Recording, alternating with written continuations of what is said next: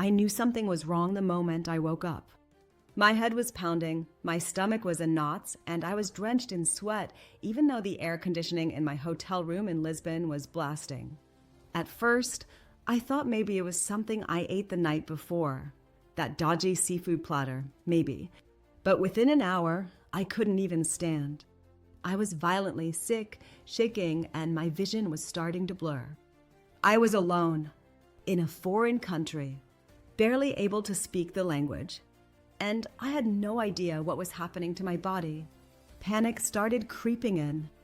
I remember staring at my phone, trying to Google hospital near me, but my hands were trembling so badly, I kept mistyping.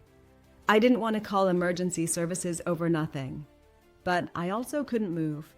That moment, lying on the cold tile floor of the bathroom, too weak to get up, that was the moment I realized this wasn't just food poisoning. I somehow managed to call the front desk. The hotel sent someone up, and they took one look at me and immediately called an ambulance. The ride to the hospital is a blur. So is the moment the nurse asked me, "Do you have insurance?" I fumbled to find the email confirmation from Aura's, the travel insurance I'd bought last minute, just a day before flying out. At the time, it felt like one of those just-in-case things. Now it felt like a lifeline. What followed was 2 full days in the hospital. Turns out it wasn't food poisoning.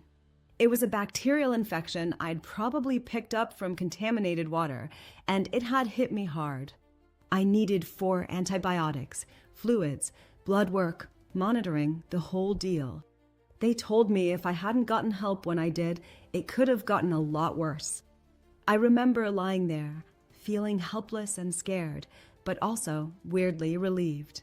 Because every time a nurse came in or another test was done, I didn't have that sick feeling in my stomach about how much it would cost.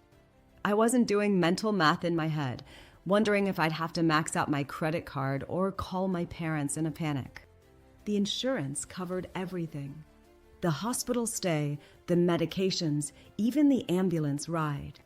When I was discharged, they even arranged for a follow-up visit and extended my hotel reservation for 2 nights because I wasn't strong enough to travel yet. And here's the kicker, I didn't have to fight for reimbursement or beg anyone to approve my claim. It was smooth. Effortless, really. I didn't realize until later just how lucky I was.